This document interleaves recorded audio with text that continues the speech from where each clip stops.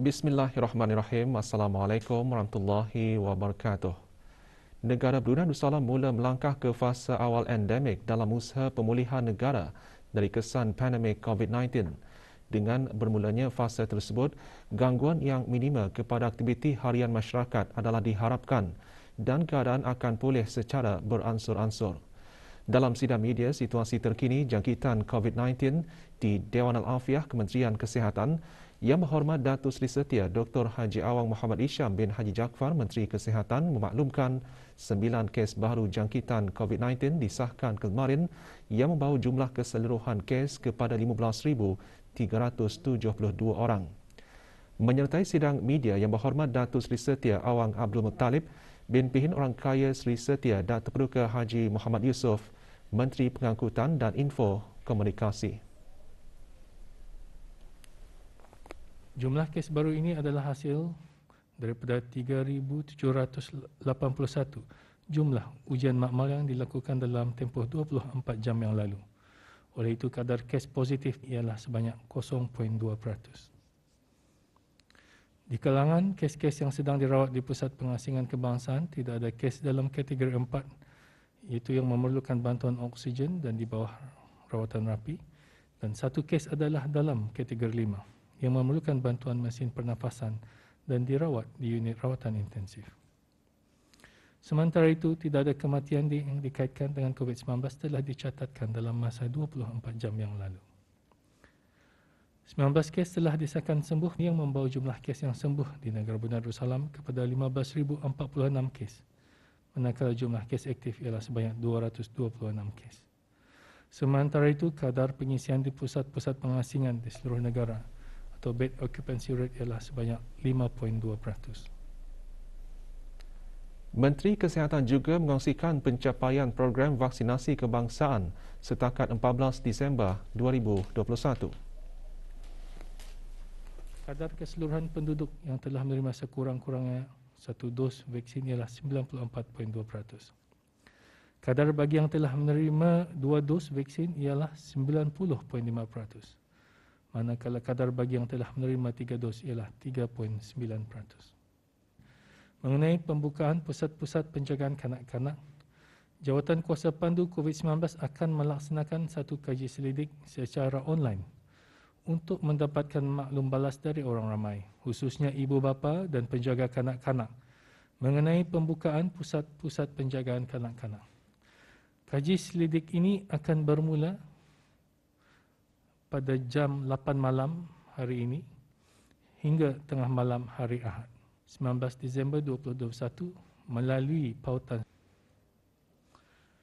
Kerjasama daripada orang ramai untuk menyertai kaji selidik adalah sangat diharapkan kerana maklumat yang diperolehi dari kaji selidik ini diharap akan dapat membantu Jawatan Kuasa Pandu COVID-19 membuat perancangan yang sempurna dan teratur ke arah pembukaan pusat-pusat penjagaan kanak-kanak di negara ini. Bagi sekatan pergerakan yang dijalankan dari jam 10 malam hingga 4 pagi, sebanyak 9 pelanggaran arahan telah dikeluarkan denda kompaun di seluruh negara, di mana 8 daripadanya adalah pelanggaran arahan untuk berada di rumah. Sementara itu, berikutan fasa awal endemik yang bermula kemarin, Menteri Pengangkutan dan Info Komunikasi mengongsikan maklumat terkini mengenai beberapa perkara. Bagi prosedur operasi standard SOP pembukaan sekolah memandu dan pengangkutan awam, semua sekolah memandu adalah dibenarkan untuk beroperasi secara fizikal hingga kapasiti 50% pada peringkat pertama. Selaras dengan garis panduan fasa awal endemik bagi sekolah memandu yang dikeluarkan melalui laman sesawang www.jpm.gov.bn, semua sekolah-sekolah memandu adalah dibenarkan untuk beroperasi secara fizikal hingga kapasiti 50% pada peringkat pertama dan 70% pada peringkat kedua dengan prosedur operasi standard SOP seperti yang telah ditetapkan. Sementara itu, ujian-ujian memandu juga akan dijalankan oleh Jabatan Pengangkutan Darat JPD mengikut SOP fasa endemik yang telah ditetapkan. Begitu juga dengan pengangkutan awam seperti bas, teksi, dan perkhidmatan-perkhidmatan e-hailing seperti DAT, serta pengangkutan perahu penambang, perahu penumpang dan kapal penumpang di mana jumlah penumpang ditingkatkan kepada 75% dari jumlah kapasiti penumpang sebelumnya iaitu 50%, tidak termasuk pemandu. Dan memastikan adanya langkah-langkah penjarakan sosial. Ini berarti kapasiti tempat duduk kenderaan dan jumlah penumpang bagi teksi dan kenderaan e-hailing seperti perkhidmatan DAT adalah mengikut muatan tempat duduk kenderaan seperti contoh muatan tempat duduk kenderaan ialah 5 orang iaitu 5-seater dan had penumpang adalah 3 orang serta seterusnya jika muatannya adalah 7 orang ataupun 7-seater, had penumpangnya adalah 4 orang. Bagi menggantikan kad lesen memandu dan pelekat lesen kenderaan, sistem pesanan ringkas SMS dilaksanakan sebagai langkah interim dalam memastikan keberlangsungan perkhidmatan pembaharuan di bawah Business Continuity Plan BCP JPD. Langkah tersebut dilaksanakan bermula 8 Oktober 2021 hingga 11 Disember 2021 bagi SMS lesen memandu dan 8 Oktober 2021 hingga 15 Disember 2021 bagi SMS lesen kenderaan. Kongsikan di sini dari 1 Ogos 2021 sehingga 13 Disember 2021, JPD telah menerima sebanyak 131,254 permohonan, iaitu sebanyak 87,616 bagi lesen kenderaan, vehicle license, dan sebanyak 43,638 bagi lesen memandu, driving license. Daripada jumlah permohonan tersebut, alhamdulillah sebanyak 97%, iaitu 127,415 permohonan telah diluluskan dan hanya tinggal 3%, iaitu 3,839 permohonan yang masih diproses. Dan sementara itu sebanyak 97,263 SMS telah dihantar, iaitu sebanyak 66,290 SMS bagi permohonan lesen kenderaan dan 30,973 SMS bagi permohonan lesen memandu. Sebagai langkah pembaikan perkhidmatan yang berterusan, Menteri Pengangkutan dan Info Komunikasi memaklumkan mengenai beberapa pembaharuan antaranya memperkenalkan kaedah lesen digital ataupun digital license dalam aplikasi Transport BN bagi menggantikan penggunaan SMS sebelum ini.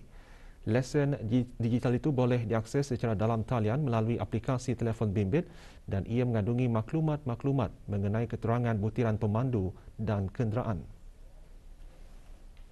Antara maklumat-maklumat ini adalah kelas lesen memandu, pemilik kenderaan dan tempoh sah lesen bagi setiap kenderaan dan tempoh sah kelas ataupun kelas-kelas lesen memandu bagi setiap pemegang atau pemandu. Pengguna perlu mendaftar akaun di e-Darussalam bagi yang belum membuat demikian. Dan bagi mereka yang sudah mempunyai akaun e-Darussalam, mereka hanya memerlukan nombor kad pengenalan pintar serta password e-Darussalam untuk melaksanakan urusan-urusan secara perkhidmatan sekali sahaja iaitu single sign-on. Kod-kod warna juga digunakan bagi menunjukkan status lesen iaitu kod warna hijau bagi status lesen memandu yang sah. Kod warna kuning bagi tempoh sah lesen 30 hari dari tarikh mansuh dan kod warna merah bagi lesen memandu yang sudah mansuh. Orang ramai juga boleh menggunakan ciri iaitu cari search function melalui Transport BN ataupun laman web Jabatan Pengangkutan Darat iaitu www.jpd.gov.bn/lesen bagi mengetahui status dan tempoh sah lesen memandu dan lesen kenderaan tanpa perlu mempunyai akaun e-Darussalam.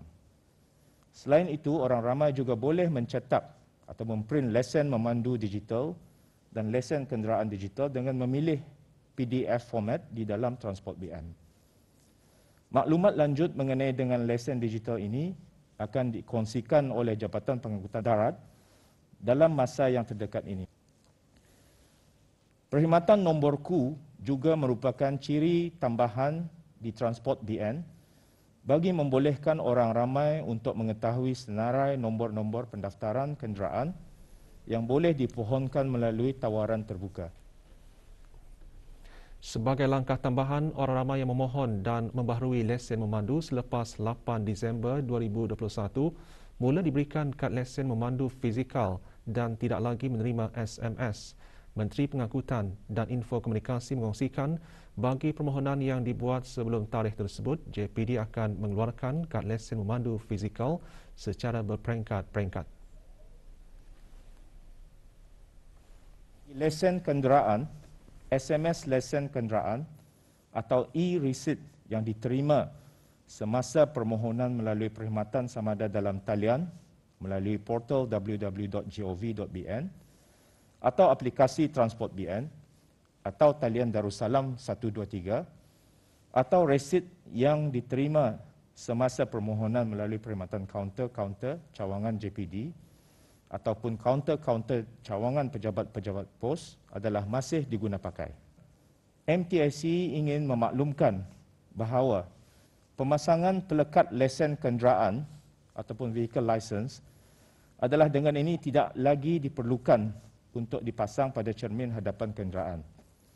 MTIC dan JPD telah pun mengadakan beberapa taklimat dan perbincangan dengan pihak-pihak tertentu dalam negeri termasuk Kementerian Hal Ehwal Luar Negeri, Pasukan Polis Diraja Brunei, Wakil Pesuruhjaya Tinggi Negara Brunei Darussalam di Malaysia, termasuk Konsulat Negara Brunei Darussalam di Sabah dan Sarawak.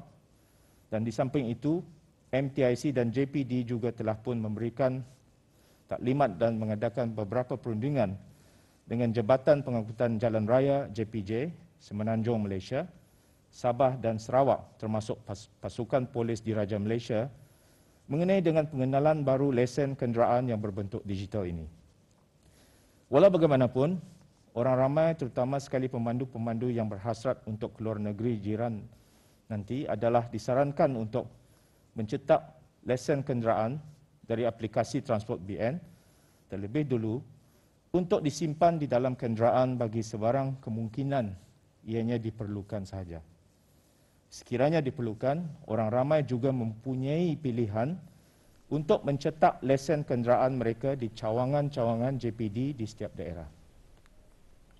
Setelah membuat penilaian dan penelitian, Kementerian Pengangkutan dan Info Komunikasi maklumkan pemohon berumur 70 tahun hingga 85 tahun kini diberi pilihan untuk membaharui lesen memandu bagi tempoh 1 tahun, 3 tahun atau 5 tahun sekali. Pemohon hanya perlu melengkapkan borang pengakuan kesihatan diri yang disediakan semasa membaharui lesen memandu. Manakala bagi pemohon yang berumur 80 tahun dan ke atas pula, mereka boleh membaharui lesen memandu kelas 3 mereka bagi tempoh 1 tahun sahaja dengan menyertakan sijil kesihatan iaitu medical certificate yang disahkan oleh pengamal perubatan yang berdaftar dan diiktiraf. Keterangan lanjut mengenai pelaksanaan perkara-perkara di atas juga akan diterangkan dengan lebih terperinci melalui siaran media JPD yang insya-Allah akan diadakan dalam masa yang terdekat ini. Bagi sebarang pertanyaan lanjut, orang ramai bolehlah menghubungi talian Darussalam 123, talian WhatsApp TD123 di 673-8333-123 atau melalui talian WhatsApp JPD di 673-718-1641 ataupun Instagram @jpd.bn atau mengemail kepada info_ltd@jpd.gov.bn. Mesyuarat Menteri-Menteri Pendidikan Asia Eropah kali ke-8 ASEMED diadakan secara maya kemarin. Mesyuarat yang dianjurkan bersama oleh Kementerian Pendidikan Kerajaan Thailand dan Sekretariat Pendidikan ASEM itu disertai oleh Yang Berhormat Datuk Seri Setia Awang Haji Hamzah bin Haji Sulaiman, Menteri Pendidikan.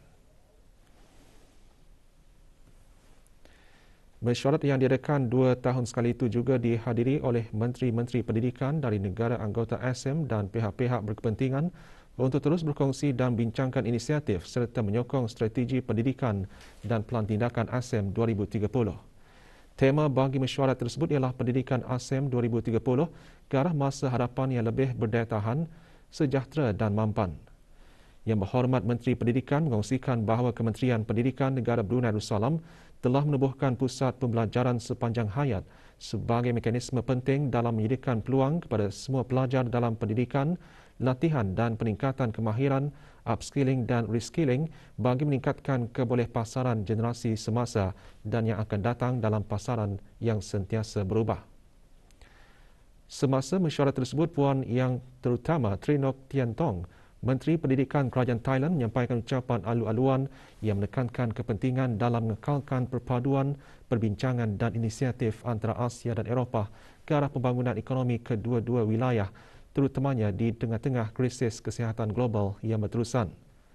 Sebagai sebahagian daripada agenda ASEMED, sesi meja bulat komitmen menteri dan pihak berkepentingan menyokong strategi pendidikan ASEM 2030 menyaksikan Yang Berhormat Menteri Pendidikan menyampaikan komitmen dan sokongan berterusan negara Brunei Darussalam dalam pelaksanaan strategi pendidikan ASEM 2030 tersebut ke arah meningkatkan kesaling hubungan antara Asia dan Eropah. Yang Berhormat Datuk berkongsi bahawa Kementerian Pendidikan Negara Brunei Darussalam telah menubuhkan pusat pembelajaran sepanjang hayat sebagai mekanisme penting dan menyediakan peluang kepada semua pelajar dalam pendidikan. Di samping itu, mesyuarat itu menyaksikan penelitian dan pengesahan rasmi strategi pendidikan dan pelan tindakan ASEM 2030 dan kesimpulan pengerusi bagi ASEMED. Mesyuarat itu diakhiri dengan ucapan penutup oleh Puan Yang Terutama Menteri Pendidikan Kerajaan Thailand. Yang Berhormat Menteri Pendidikan diiringi oleh Yang Mulia Dr. Haji Azman bin Ahmad, Setiausaha Tetap Pengajian Tinggi dan pegawai-pegawai kanan Kementerian Pendidikan Negara Brunei Darussalam.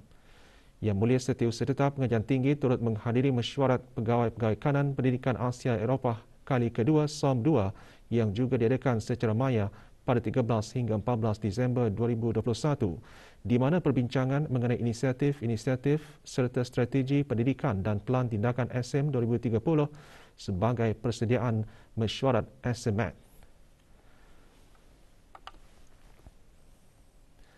Jabatan Penerbangan Awam Kementerian Pengangkutan dan Infokomunikasi maklumkan mengenai prosedur operasi standard SOP di lapangan terbang antarabangsa Brunei yang dilaksanakan semasa fasa awal endemik mulai 15 Disember hingga 31 Disember 2021. Penumpang-penumpang adalah dibenarkan untuk ditemani dan dihantar semasa pelepasan oleh 2 orang sahaja. Orang ramai tidak dibenarkan untuk mengambil penumpang semasa ketibaan sehingga waktu yang akan dimaklumkan kemudian. Semua penumpang dan pengunjung dikehendaki untuk mengimbas kod QR Blue Health sebelum memasuki bangunan terminal. Hanya individu yang mempunyai kod warna hijau dan kuning sahaja yang dibenarkan masuk. Orang ramai yang hendak memasuki bangunan terminal tetapi belum lengkap vaksinasi adalah dikehendaki untuk menunjukkan hasil ujian saringan antigen rapid test ART yang negatif daripada pusat ART yang diiktiraf, yang mana tempoh pengesahan keputusan ujian adalah sah bagi tempoh 2 hari dari ianya diambil. Penumpang-penumpang yang akan membuat penerbangan dikehendaki menunjukkan dokumentasi penerbangan yang sah. Penumpang-penumpang dan pengunjung juga dimastikan memakai sungkup muka pada setiap masa dan dinasihatkan untuk mengamalkan penjarakan sosial dan kebersihan diri setiap masa seperti kerap mencuci tangan atau menggunakan hand sanitizer. Pemeriksaan suhu badan adalah dimastikan sebelum memasuki bangunan terminal dan orang ramai yang kurang sihat dinasihatkan untuk tidak mengunjungi terminal lapangan terbang antarabangsa Brunei. Restoran, kafe dan kedai-kedai di dalam bangunan terminal adalah dihadkan kepada 75% kapasiti mengikut kawasan premis masing-masing dan orang ramai adalah dikehendaki untuk mengimbas kod QR Blue Health setiap kali masuki premis-premis berkenaan.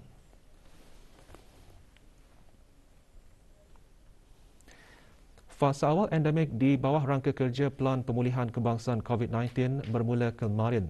Selaku rakyat dan penduduk di bumi bertuah ini, kita perlu sentiasa bekerjasama dan berjaga-jaga dalam mematuhi dasar, undang-undang dan garis panduan yang ditetapkan untuk sama-sama mengawal wabak COVID-19 dan membiasakan diri dengan norma baharu. Kesediaan untuk menjalani kehidupan semasa endemik perlu dihadapi dengan sabar untuk membolehkan negara terus pulih dan keluar dari situasi pandemik.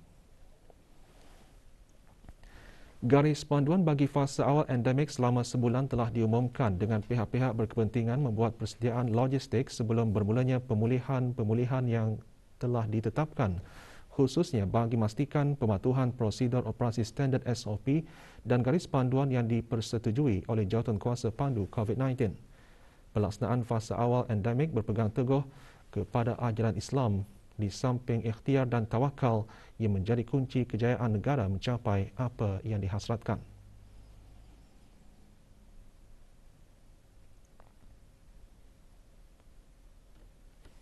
Baik, jualah pelaksanaan endemik ini semua back to normal sudah. Nanti tapi kita ni jangan jual oniski lah. Mesti juga ingat SOP itu. Dalam arti kata lain, kita ni membiasakan diri kita untuk semua norma baharu terus berhadapan dengan COVID-19. Endemik ini mengajarkan kita ni untuk tingkatkan lagi penjagaan kesihatan kita ni kerana kita terpaksa hidup bersama COVID-19. Jangan lalai.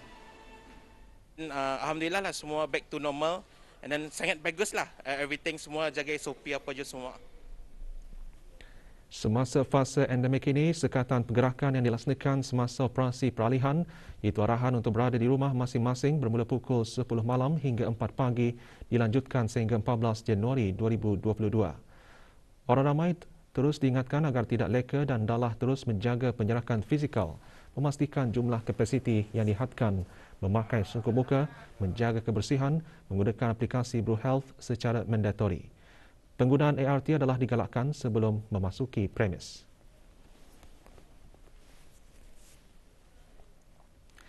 Berikutan bermulanya fasa awal endemik bagi negara Brunei Darussalam, lewat petang kemarin, semua masjid, surau dan balai ibadat seluruh negara mengadakan sembahyang sunat hajat dan membaca surah Yasin serta doa memohon kepada Allah Subhanahu Wa Taala agar rakyat, penduduk dan negara akan terselamat dan terlindung dari apa jua bala serta segala jenis penyakit khasnya wabak COVID-19. Di Masjid Omar Ali Saifuddin, Ibu Negara, majlis bermula dengan sembahyang fardu maghrib berjemaah diimamkan oleh Awang Haji Hamdini bin Garib, pegawai Masjid Omar Ali Saifuddin yang kemudiannya mengimamkan sembahyang sunat hajat dan mengepalai bacaan surah Yasin. Hadir Awang Haji Amir Hisham bin Haji Masri, pemangku pengarah Hal Ehwal Masjid Kementerian Hal Ehwal Agama.